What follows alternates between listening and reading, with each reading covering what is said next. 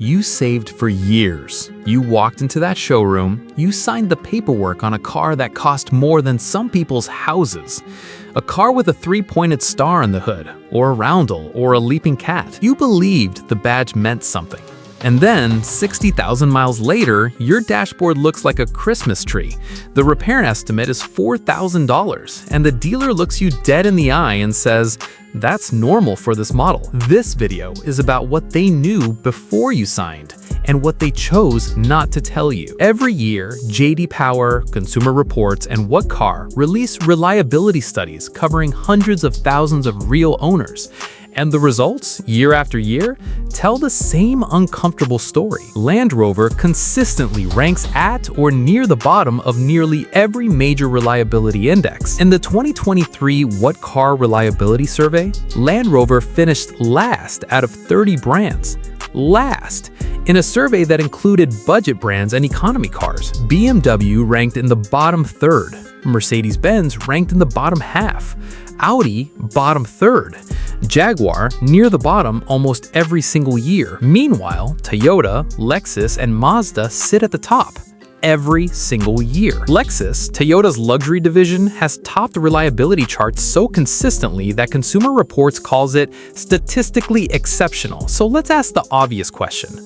Why does nobody talk about this at the dealership? Here is the part that should make you angry. The unreliability of modern luxury cars is not accidental. It is the direct result of a deliberate engineering philosophy. More technology, more features, more complexity. Every screen you didn't ask for. Every air suspension system that replaces a simple coil spring. Every massaging seat with 14 individual motors. Every over-the-air software update that can introduce new bugs into systems that control your brakes, your throttle, your transmission. Every single one of those features is a new failure point. And here is the business model behind it.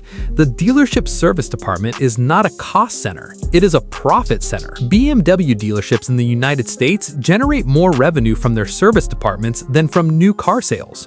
More revenue from fixing the cars than selling them. So when an engineer proposes adding a simpler, more reliable system, there is a financial argument on the other side of that table that says complicated is more profitable. Let's talk about the number nobody puts in the brochure.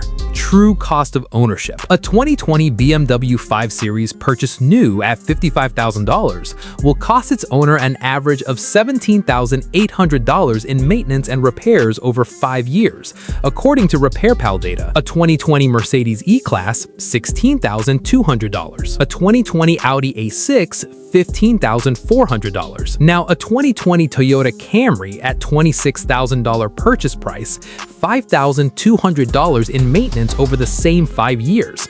A Lexus ES, $5,900. You are not just paying more for the BMW, you're paying more every single year after you buy it.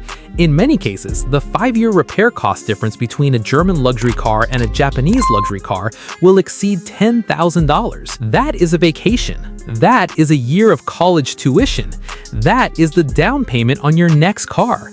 And it's sitting in a dealer's service bay right now with your name on the invoice. Now, to be fair, not every luxury brand plays this game. Porsche consistently outperforms every other European luxury brand in reliability rankings, and it is not close.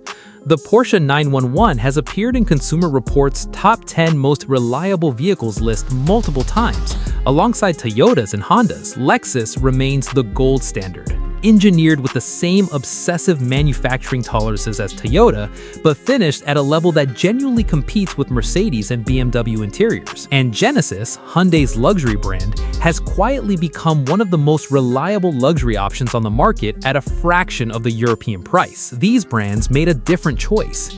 They decided that the badge should mean something beyond the showroom, that reliability is not a compromise. It is the foundation that everything else is built on, and their owner satisfaction scores show it. Here's the truth. Buying a luxury car is not wrong.